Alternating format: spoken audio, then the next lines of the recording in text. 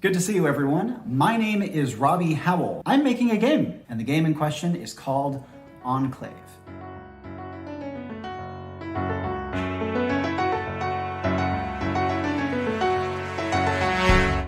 To summarize the game, player characters are mercenaries working for the shadowy worldwide organization called the Enclave. These mercenaries are deployed in small, discrete squads all over the world of Manifold to accomplish missions encompassing everything from the smallest local quibbles to the largest scale political dramas. The world of Manifold is literally infinite, a self-contained multiverse, if you will, and can encompass all manner of genres and tech levels and peoples, a playground for the imaginations of the host and their players. To this end, Enclave is mostly played in one-shots rather than long-form campaigns.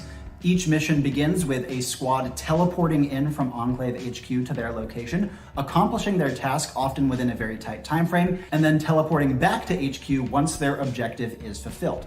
Longer form play is fully available within the game, but this one-shot model allows the game to be much easier to schedule. So how can a Diceless system have mechanical depth? Well, instead of using any sort of randomization elements, dice, cards, whatever have you, Enclave instead takes a holistic approach that rewards the descriptive skill, acting commitment, and quick thinking of its players. Whenever a call needs to be made in-game, the player's description of their action is the single greatest determinant of their success. Okay, how do you want to approach? The room is again in complete darkness and you have no idea what's on the floor. So initially sort of touching forward with my boots, getting a feel for what the floor is before putting weight in. Keeping a hand on the side of the wall next to me. Well, it's a wise thing that you approach so cautiously because not even 2 yards away from the door, you find a sheer ledge.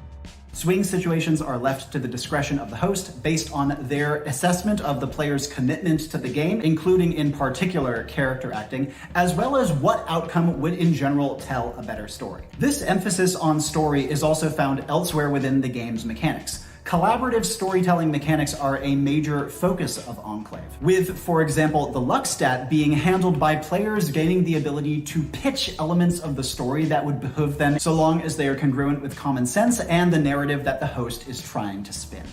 I'm trying to look for something like a beehive in one of the, like a branch overhanging over the sort of outer wall of the compound. Okay, what's your luck? This is be like single plus. Single plus, okay. None in a tree, but there is a paper wasp nest nestled under the corner of the roof. Like next to me? Nearby. Well, I'm still trying to get into the cellar. Did I see a storm door? A storm cellar door or anything? Okay. With 1 plus luck, I don't think I can do that here.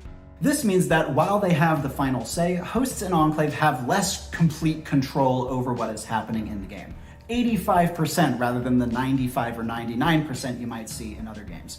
And to this end, I do not call them game masters. I use the term conduit. They are the connection between the player and the world of the game that they are experiencing. Storytelling arbiters who are meant to root for their players rather than presiding over the game as some untouchable god. Enclave is quick to learn, but very, very difficult to master. The entirety of this rule set that I am publishing is only about 60 pages long, and the game can be comfortably learned by a first-time player in about 6 pages of reading. But once you've achieved a comfortable baseline, you can start to integrate some of the more complex mechanics that the game has to offer, piece by piece, based on your own comfort and the preferences and interests of your playgroup. Some of the more complicated mechanics the game has to offer include things like energy work, a system by which any single supernatural power a character has can be slightly adjusted or adapted to fit a new or unusual situation based on how the player describes their use of that supernatural power in the moment.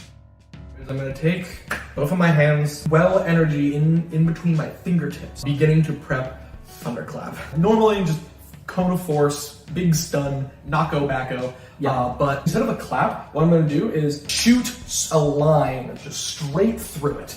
Very precise and sort of cavitated out. Okay, I see. So it's less a thunderclap and more a thunder chop. Like, As you might expect from a Diceless system, Enclave is very flexible in how it can be played, and yet consequences are still present in the game. Player characters are not indestructible demigods, though they do have great power available to them, and teamwork is generally their greatest asset when conducting the many dangerous missions they are sent on. And beyond these advanced mechanics, as well as 6 classes and a good amount of original pre-constructed content, the Enclave rule set is full of tips and advice to players and conduits alike that is largely transferable to other games or systems that you might also play. In addition, the rule set features a battery of original art made by the exceptionally talented and experienced Greg Taylor.